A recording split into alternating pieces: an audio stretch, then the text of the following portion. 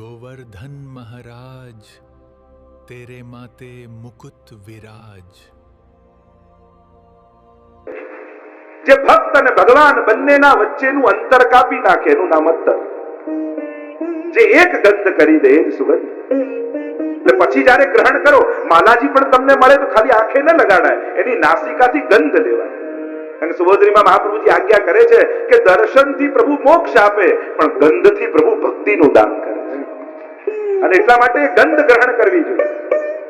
તો અત્તરની સુગંધ એ પછી મહાપ્રભુના ચરણા તે તામસના અઘર્યા પરતાપ પદરજ ગંધ એમ વલ્લભાખ્યાનમાં મહાપ્રભુ જયારે પૂર્વમાં પધાર્યા અને બંગાળના વનોમાંથી થઈને મહાપ્રભુજી પધારે છે અને ત્યારે મહાપ્રભુજી એક શિલામાં પોતાના ચરણારવિંદ ઘસ્યા અને એમાંથી એવી સુગંધ નીકળી કે વનમાં જેટલા તામસ જીવો રહેતા હતા એમના ગંધ માત્રથી ઉદ્ધાર થઈ ગયો. એટલે ભગવત સેવા કરીને જે વૈષ્ણવ બહાર આવ્યો હોય ને એના શ્રીઅંગમાંથી જે અત્તરની સુગંધ આવતી હોય એ સુગંધ તમે લઈ લો ને તોય તમારો ઉદ્ધાર થઈ જાય. એના દર્શનને આદિની તો વાત પછી છે. કેવલ એક ગંધ આવી જાય. ઘણા લોકો સામગ્રી કરીને આવે ને રસોઈમાંથી અને પછી ઠાકોરજીને ભોગ ધરે એટલે એમના વસ્ત્રોમાંથી એ મહાપ્રસાદની સુગંધ આવતી હોય. કેવલ બહાર આવો ને સુગંધ લો ને તોય ઉદ્ધાર થઈ જાય. પ્રસાદ લેવાની વાત તો દૂરની વાત છે. ચરણ ગંધ, બીજું છે ચરણોદક. મહાપ્રભુના કેસર સ્નાન આપણે કરાવીએ છીએ. ઠાકોરજીને રોજ સ્નાન કરાવીને ચરણોદક લઈએ છીએ. અચ્યુત દાસે મહાપ્રભુજીએ ચરણોદક આપ્યું અને નેત્રોમાં લગાડ્યું તો પ્રગટ લીલાના દર્શન અચ્યુત દાસને થવા લાગ્યા. આવો પ્રભાવ ચરણોદકનો છે. ચરણ રજ તીર્થ સકલ સનાથ કીધા ચરણ રેણુ સમાજ.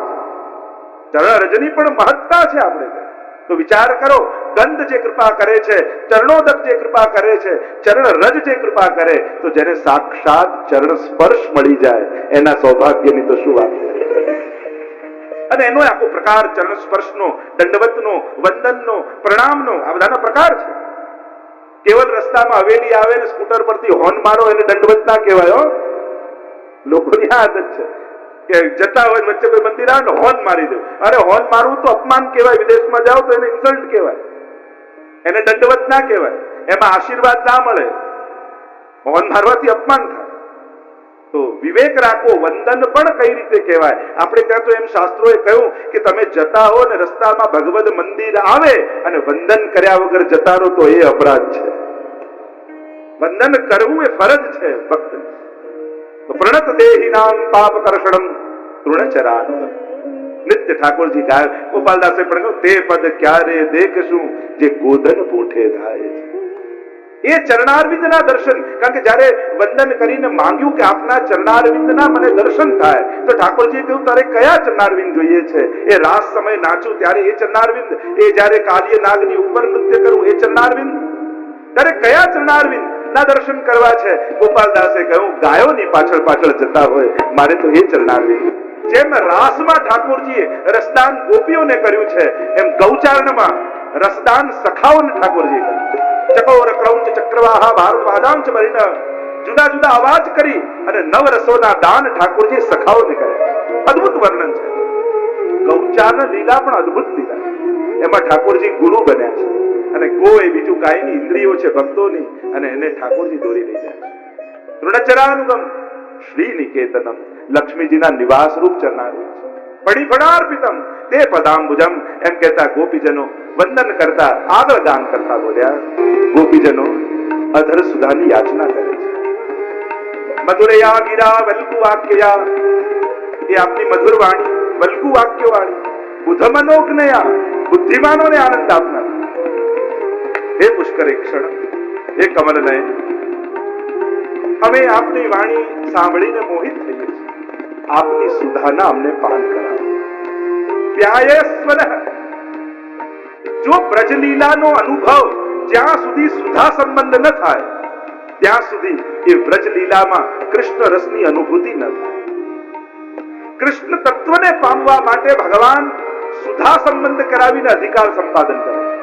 અને એટલે તો કહીને મહાપ્રભુજીની કૃપા વગર પ્રભુ કૃપા ન કરે. કેમ? કારણ કે સુધારૂપ વલ્લભ છે અને વલ્લભ સંબંધ ન થાય ત્યાં સુધી કૃષ્ણ પ્રાપ્તિ થતી નથી.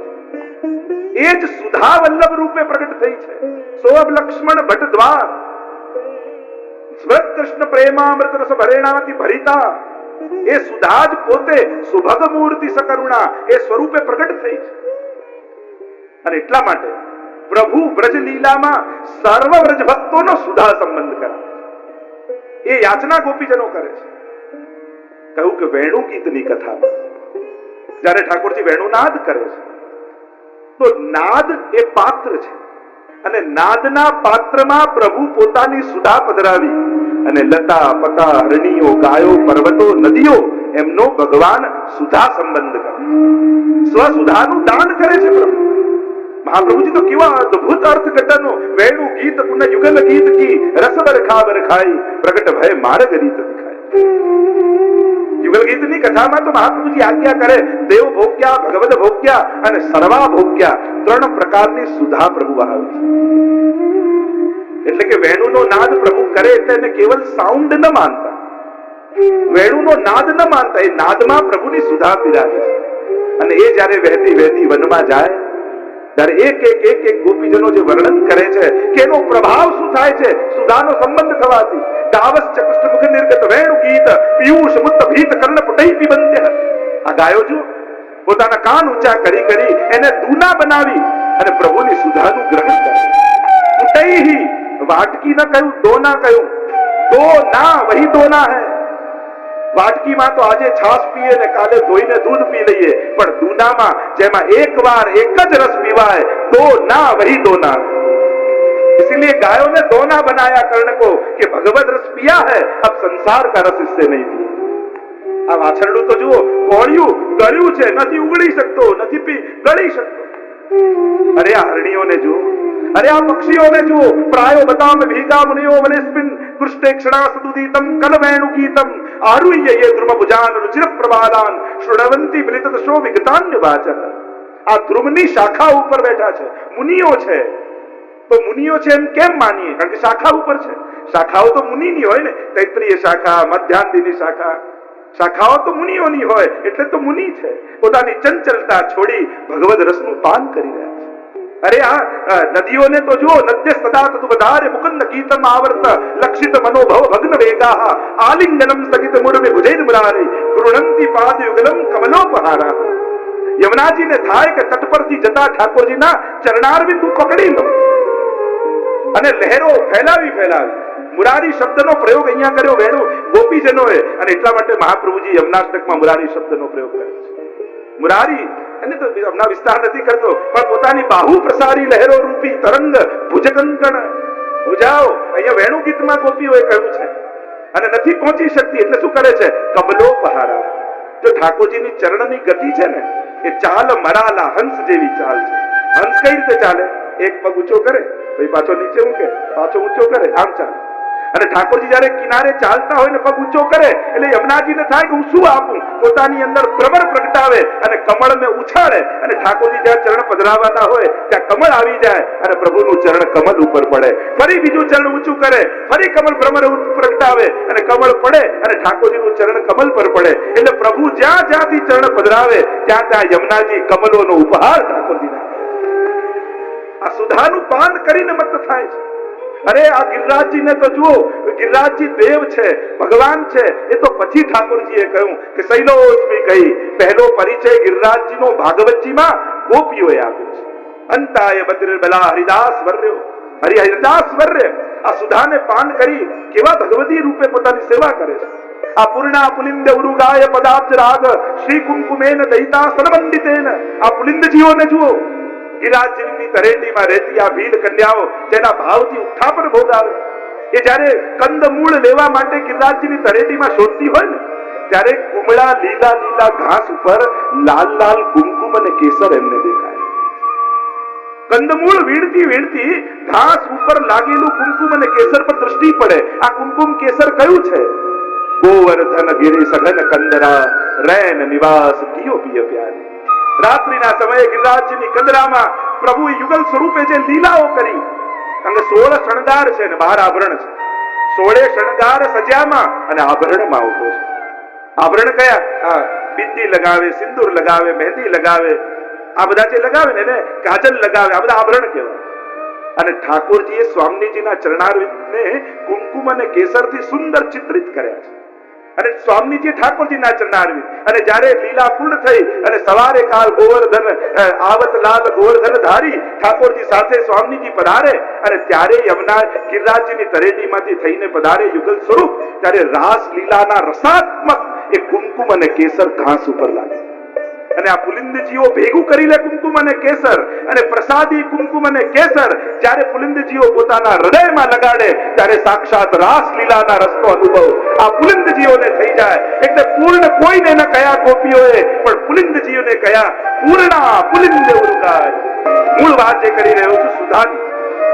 આમ પ્રભુ લતા પતા વૃક્ષો પક્ષીઓ અરણીઓ ગાયો બધાને સુધા સંબંધ કરાવી અને પોતાના ભગવદ રસનો અનુભવ કરાવી. તો થયું કે ચલો આ લોકોને સુધા સંબંધ થયો, પણ સખાઓનું શું? તો કે સખાઓને છાક લીલામાં જીન નહીં પાયો સુનો રે ભૈયા મેરી હથેરી ચાટ આજ દધી મીઠો મદન ગોપાલ. ઠાકોરજીએ જે ખોબો ધરી અને મધુમંગલના મુખમાંથી એ હજી છાસ આરોગ્યા અને પોતાના અધરામૃતું છાસ પ્રભુના શ્રીહસ્તમાં લાગી હતી, અને એ સખાઓને લેવડાવી એમનો પણ સુધા સંબંધ કરાવી દીધો. સખાઓનો સુધા સંબંધ એમાં, ગોપીઓનો સુધા સંબંધ રાસમાં. તો રહ્યું કે અંતર્ગ્રહ હતા ગોપીજનો જે જઈ ન શક્યા, તો હરિરાયજી શિક્ષાપત્રમાં આજ્ઞા કરે છે કે પ્રભુ પોતાના શ્રીહસ્તનો અંગુષ્ઠ મુખમાં પધરાવે, કારણ કે જ્યારે એમનો દેહ પડ્યો ત્યારે અંતર્ગ્રતા ગોપીઓ પ્રભુના અંગુષ્ઠમાં આવીને બિરાજી ગઈ, અને એ જ્યારે મુખમાં પધરાવે તો એમનો સુધા સંબંધ થઈ જાય. તો કહ્યું હવે રહી ગયા નંદ અને યશોદા. તો નંદ અને યશોદા શિક્ષાપત્રમાં તો બહુ સુંદર વર્ણન દ્વિતીય શિક્ષાપત્રમાં હરિરાયજી કરે છે. લાલા વિશોદરામ, ત્યારે નંદ બાબા ને યશોદાજીની ગોદમાં લાલન હોય ને, અને 6 દિવસના લાલન, અને નાનું બાળક હોય એના મુખમાંથી લાળ સ્ત્રવે, અને પ્રભુના મુખમાંથી લાળ સ્ત્રવી તો અહીંયા પ્રભુને ઠોડીમાં ખાડો છે, અને ત્યાં આવીને લાળ અટકી ગઈ અને સ્થિર થઈ. તો એવી ચળકે જાણે હીરો હોય. આપણે ચીબુક ધરીએ ને ઠાકોરજી, યાદ તો ભાવ છે. અને જ્યારે ખેલાવતા ખેલાવતા નંદ અને યશોદાજીને એટલું બધું વહાલ આવે ઠાકોરજી પર કે એમની ઠોડી ઉપર ચુંબન કરે, અને નંદ અને યશોદાજીનો પણ સુધા સંબંધ થઈ જાય. આમ સુધા સંબંધ થકી પ્રભુ સ્વ સ્વરૂપનું દાન નિજ ભક્તોને કરે છે. તો કહ્યું કે એ સમય તો સુધા સંબંધ થયો, પણ અત્યારે કલયુગમાં જીવનો સુધા સંબંધ કઈ રીતે થાય? તો કહ્યું કે આ કલયુગમાં મહાપ્રભુજીની વાણી એ જ વેણુનાદ છે. તો આ સુધા સંબંધ થકી આની પ્રાપ્તિ થાય, અને ત્યારે ગોપીજનો ભેગી મળીને એમ કે મધુરયા ગિરા વલ્ગુ વાક્યયા બુધ મનોજ્ઞયા પુષ્કરે ક્ષણ. આપની વાણી વલ્ગુ વાક્ય, પોતે જેના મુખમાંથી સરસ્વતીનું પ્રાગટ્ય છે એ પ્રભુ બોલત હે તુતરાય, 7 બરસ કો સાવરો બોલત હે તુતરાય. એ કેવી કાલી ઘની ભાષામાં ઠાકોરજી વાણી કરે છે. અને જ્યારે એ જ બોલત હે તુતરાય એવા પ્રભુ જ્યારે કહેવા ગયા કે બાબા એ ઇન્દ્ર કોણ હે, અને એ જ પ્રભુ જ્યારે નંદ બાબા કહે કે આ તો વર્ષાના દેવ છે, આ બધી વાત કરે, ત્યારે એ જ પ્રભુ બુદ્ધ મનોજ્ઞયા કર્મણા જાયતે જંતુ કર્મણૈવ વિલીયતે સુખમ દુઃખમ ભયમ ક્ષેમમ કર્મણૈવ વિપદ્યતે. અને ગીતાનું જ્ઞાન ના આપતા હોય, બુદ્ધિમાનોને આનંદ આપે એવી વાણી પ્રગટ કરી. આજ તો પ્રભુની વિરુદ્ધ ધર્માશ્રયતા છે. કૃષ્ણ તત્વને સમજવા માટે, વ્રજ લીલાને સમજવા માટે આ 3 સિદ્ધાંતો સમજવા બહુ જરૂરી છે. એક પહેલો સિદ્ધાંત નિત્ય લીલાવાદનો સિદ્ધાંત, કે પ્રભુની આ સગળી લીલાઓ ઇટર્નલ, શાશ્વત છે, નિત્ય છે. એટલે કે આજે પણ એ લીલા થઈ રહી છે. ઘણા કે આ હજારો વર્ષ પહેલા લીલા થઈ એનું આજે કેમ અનુભવ થાય? કારણ કે નિત્ય છે. આજે લીલા થઈ રહી છે એટલે આજે અનુભવ થઈ શકે. બીજો સિદ્ધાંત કૃષ્ણ ભક્તિને સમજવા એ વિરુદ્ધ ધર્માશ્રયતાનો સિદ્ધાંત છે. એ જે ક્ષણે બાલક છે એ જ ક્ષણે કિશોર પણ છે, જે ક્ષણે અબુધ છે એ જ ક્ષણે સર્વજ્ઞ પણ છે, જે ક્ષણે અસમર્થ છે એ જ ક્ષણે એ સર્વ સમર્થ પણ છે. એ ગિરિરાજજીને ઉચકી શકે છે ટચલી આંગળીમાં, અને એ જ પ્રભુ નંદાલયનો ઉંબરો ઓળંગી શકતા નથી. એ દાવાનળનું પાને કરી શકે છે, એ જ ક્ષણે પીવત દૂધ સિરાય, એ ગરમ દૂધ પણ ફૂંક મારી મારી પીએ છે. એવા અમારા વિરુદ્ધ ધર્માશ્રયતાને ધારણ કરેલા પ્રભુ છે.